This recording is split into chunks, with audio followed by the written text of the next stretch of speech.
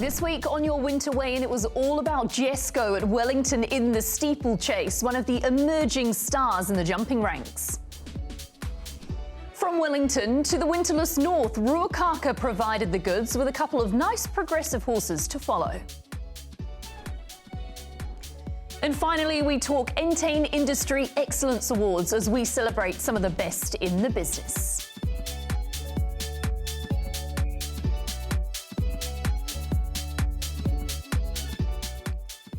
Hello and a very warm welcome to this week's edition of Winter Weigh-In. Great to have your company as always. Sam Weatherly joins me on the panel this week. Sam, hello to you, and a good weekend of action to review and a couple of nice news items to talk about as well. Thanks, Emily. Yep, that was a good weekend of racing again, as always, as we have been for the last few weeks. Across the ditch as well, there was a couple of nice winners, so look forward to diving into it in the coming moments. Yeah, we'll be doing that shortly. Hamish McNeil is also with us, and Hamish, when it comes to the jumps racing from the weekend, there is a lot to unpack, both on and I guess you could say off the course as well. Yeah, look, it's great to be here. I'm hoping we can navigate through this show a bit easier than I found navigating the figure of 8 on Saturday, but I'm looking forward to getting into that later on. Yeah, we'll be continuing with our race review shortly. For now, though, let's wrap up proceedings from a big weekend of racing.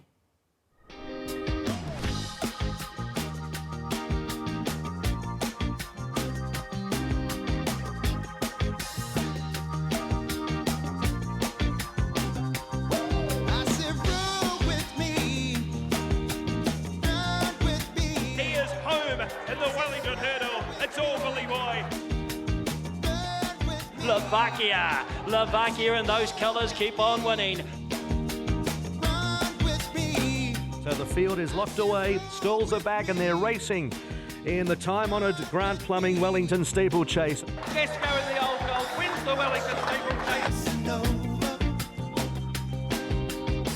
And the line Sterling Express. Pacifico's kicking again. Oh, that's a tough win. Beautiful ride.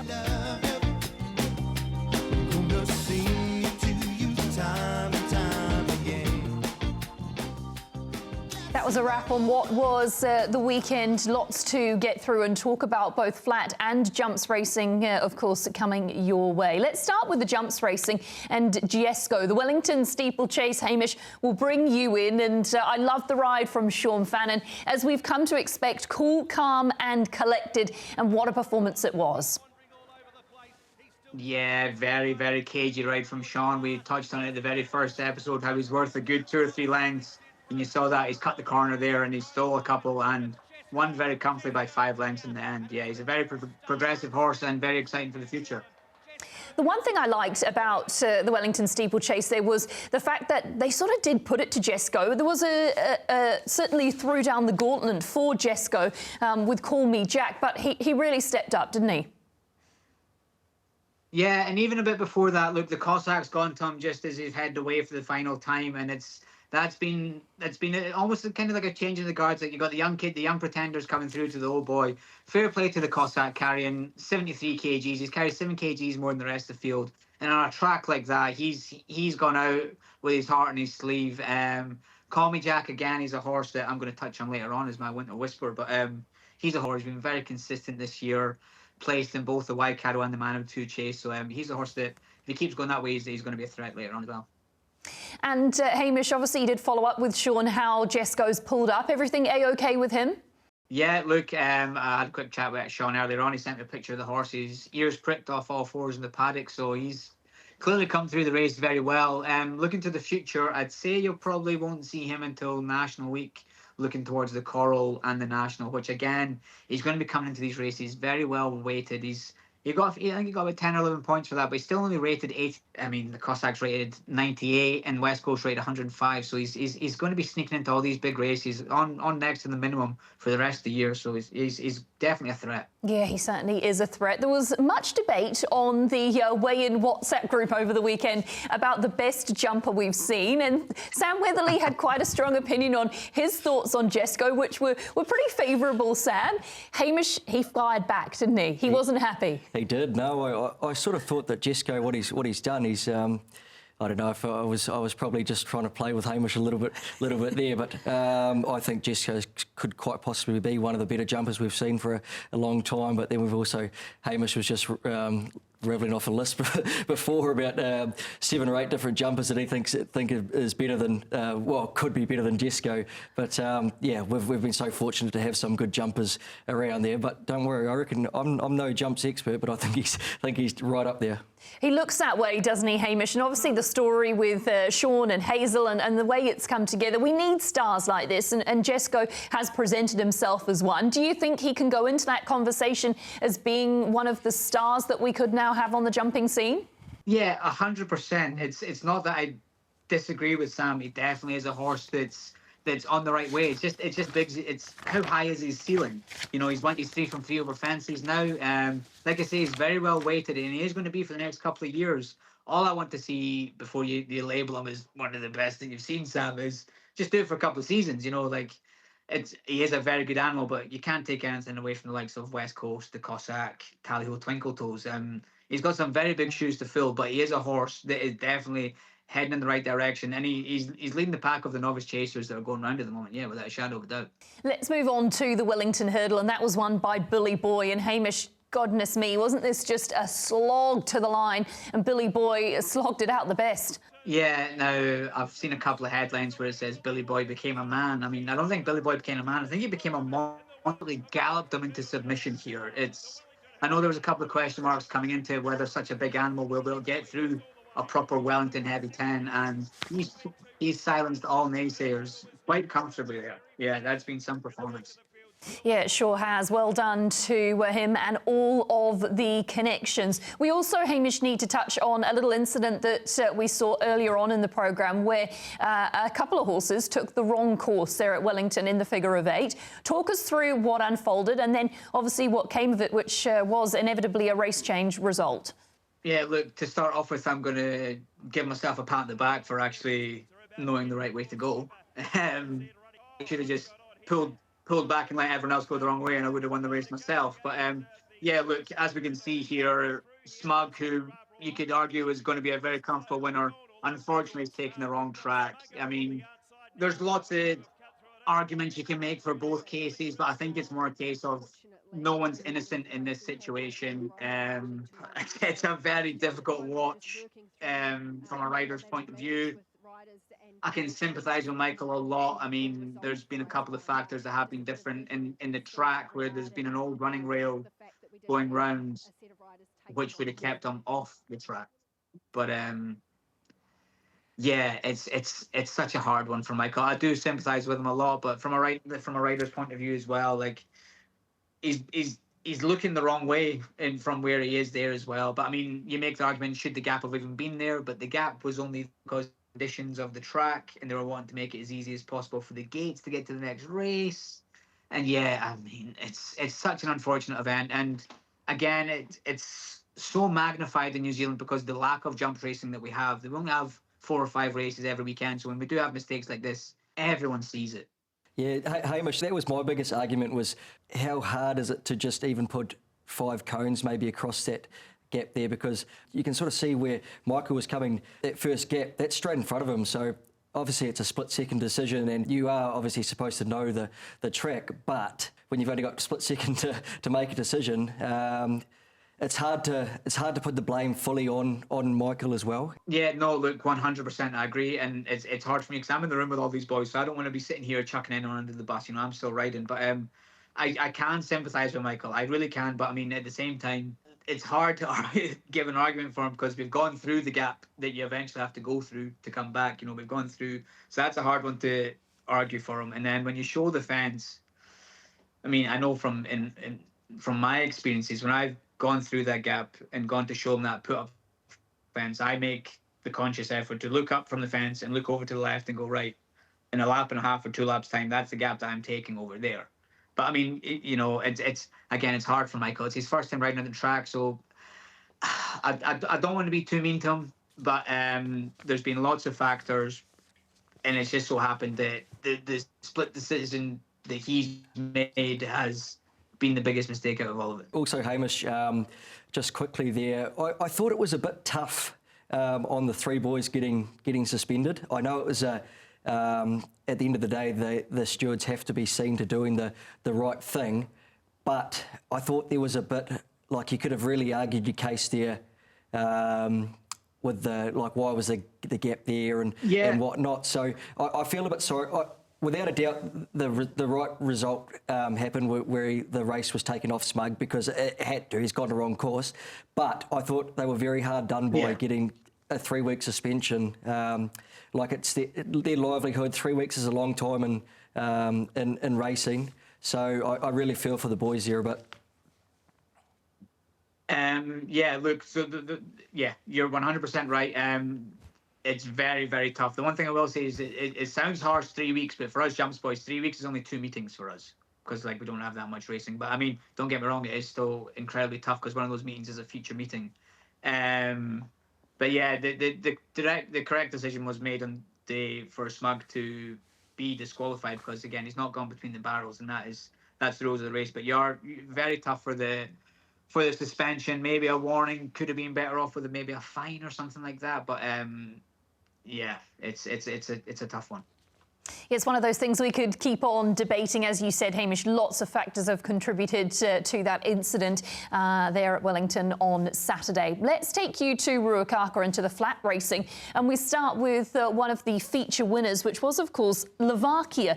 Love the way that Slovakia got home in those colours we've become so accustomed to winning big races. Sam, talk me through this performance. Yeah, I thought it was a beautiful ride by Jasmine. She just posied up, saved all the ground early, got her to relax because early on in Slovakia's career she kind of wanted to go a little bit hard and do things wrong, and that's why she probably had the bridesmaid tag on her for a wee while. She just wasn't quite doing the things the way that she was supposed to do, but Jasmine executed well the other day, got her under the clear and big long stride. We spoke to King Kelso earlier and he was saying that he's just going to look after her a little bit now because it was about a 14-hour trip to Ruakaka and back, and he believes that she's going to be actually get over a bit of ground and going to be a nice stayer, so he's going to look after her, and off that win it looks like that as well. And we actually spoke to him about his couple of stars. They're back in work and going well. Alabama Lass has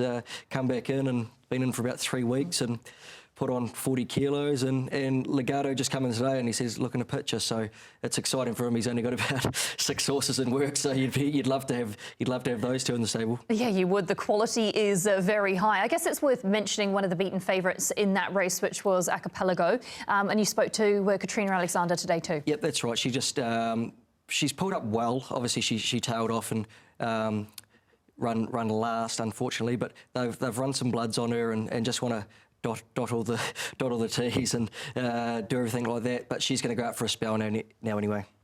Good stuff. And up next, let's move on to the next of our replays from Ruakaka. And this one features Sterling Express. I've liked this horse for a long time, Sam. He's putting together a really nice resume in open company. And this was a good, tough win.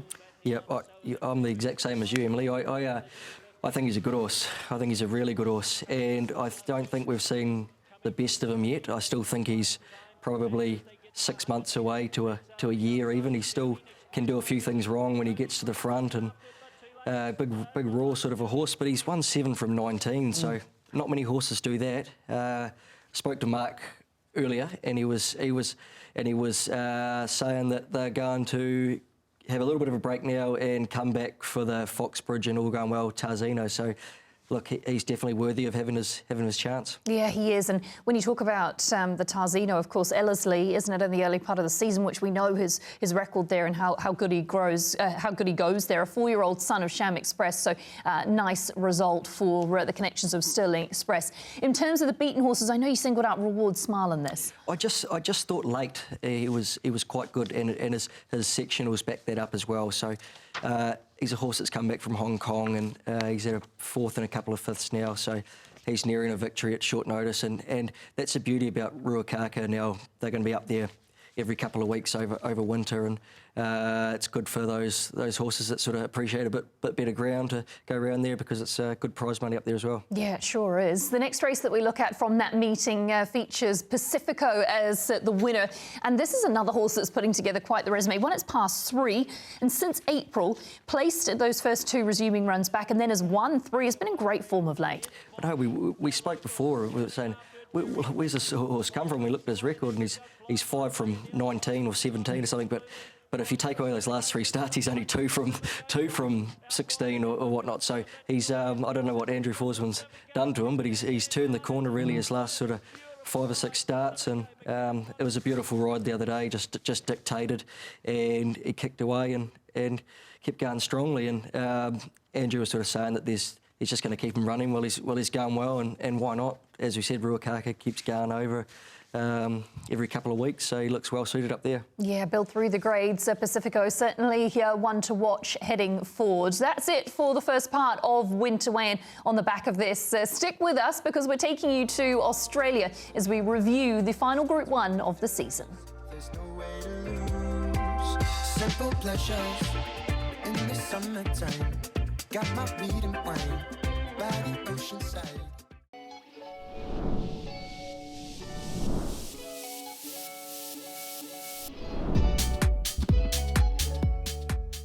You're back with us on Winter Weigh-In, and it's time for part 2. As promised, the final Group 1 of the season was run and won across the ditch in Australia in the Tats Tiara. Let's take a little look at the closing stages. Tashi was successful ahead of Abounding and Olentia, and a good way to wrap things up with a milestone victory for Tom Cherry.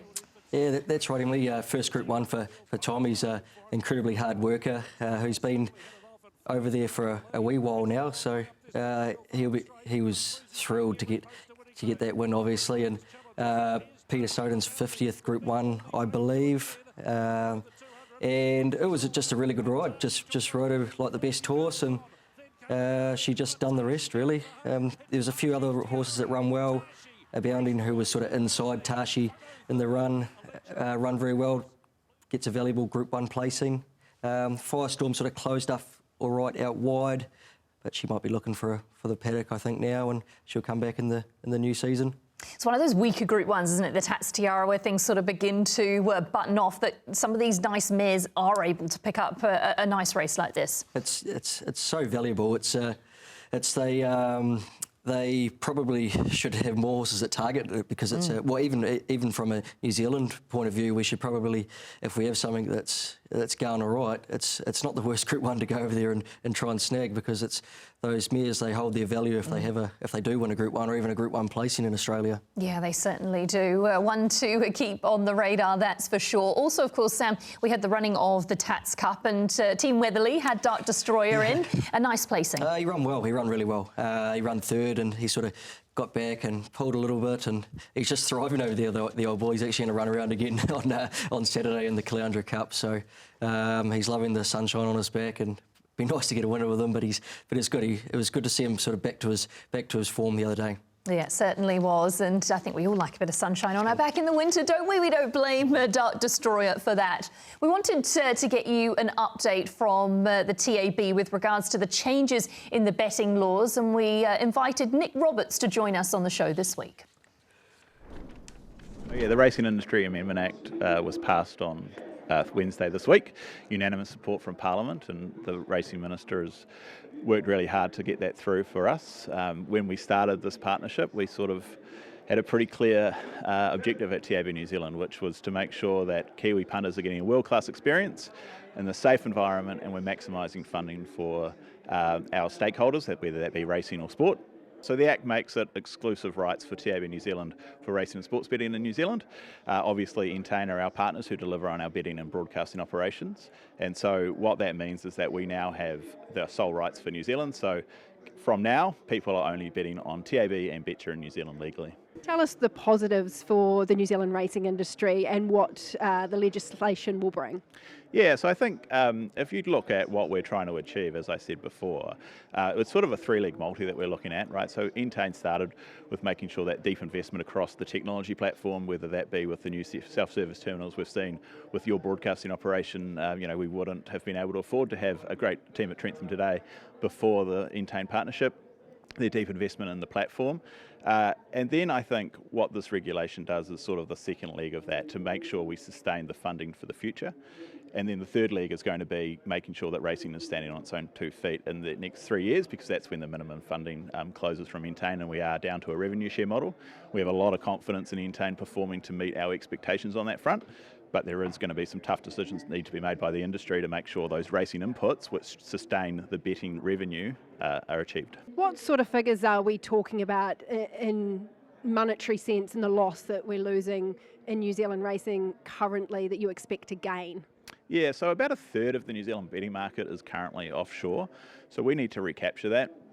We expect that the funding levels that we've committed to the industry at the moment can be sustained for the long term. So at the moment, we distribute $185 million to the racing codes to split amongst themselves. We think we will now be able to hold that for the long term and hopefully increase that once we can see that New Zealand racing product increase. I guess the trade-off for punters is that at the moment they have options in terms of where they look to have a bet. What will we be doing in New Zealand to ensure that we are still looking after punters, given that it's now going to be a monopoly? Yeah, sure. So look, I think the big thing is I would say to everyone is just wait and see how this rolls out, right? I think you'll be very surprised how fair this is going to be. Entain have undertaken to us and have undertaken to the government that everyone's going to get a fair go here. The punters' promise will continue on. Andrew Voris, who's the new CEO of Entain Australia and New Zealand, we've got good alignment already in the last couple of weeks, and what we're expecting is the punters to have a good fair go. They'll be able to have a reasonable bet on a New Zealand race, and they'll be treated fairly throughout the system. Well, as you can hear through that interview, really positive stuff with that new legislation in place, all filters through to the industry. Let's now move on to our news here on Winter Weigh-In this week, and we kick things off with the Entain Awards, a really good opportunity to be able to celebrate the industry people who are working hard and delivering results. And I know you tuned in to the broadcast last night, Sam, and there were some really special and deserving winners. That's right, and I thought you'd done a great job, Emily. Thank you. You and Mitch James. It was great. It was quick and smart, and it was done really well. And obviously great incentive as well for stable hands and trainers and whatnot. Anyone who's got a licence. Yeah, it really is a good concept, and when you can see what it means to some of those people, to see them be acknowledged and recognised in an evening like that certainly is cool to be part of such a fun event. The next thing in our news this week was a first victory for a European raider, and Hamish will bring you in at this point. Obviously, it was a first victory for Ashley Daskam, and what a way to do it.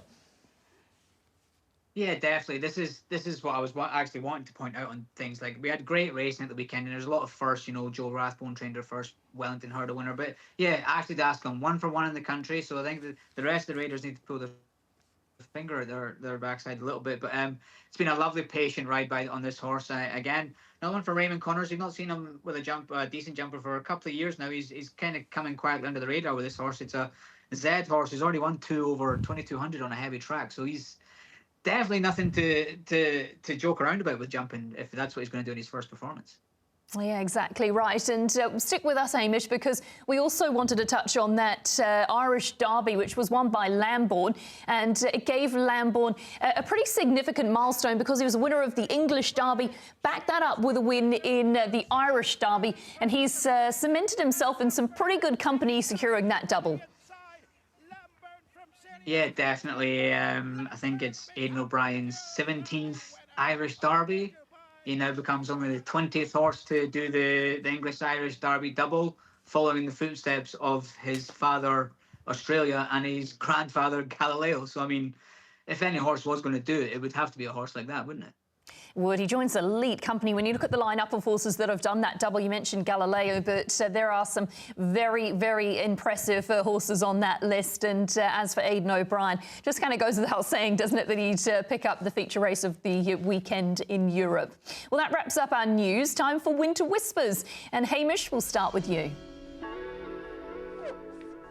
Yeah, so look, my Winter Whisper is going to be Call Me Jack.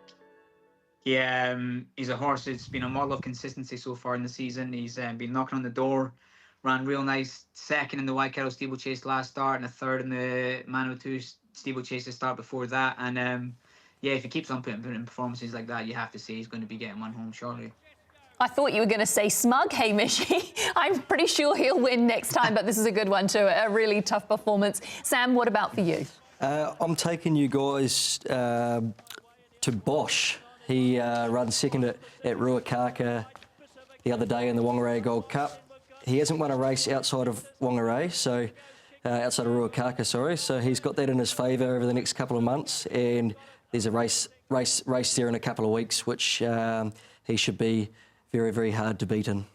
I've followed a similar path to you, Sam, because I've also gone with a Ruakaka trained horse in Kenny Ray, from the Kenny Ray stable, I should say. And this was really eye-catching in race number 1. Came off heels and got home really nicely, did miss Seth. And I think, as Sam said, with the upcoming racing at Ruakaka, this horse will most likely pick up a winner in the very near future. Hopefully something amongst those that can bring you a little bit of success. Well, that wraps up another edition of Winter Weigh-In. Big thank you to you, Hamish, to Sam. Great to have both of your company. And we'll be back same time next week.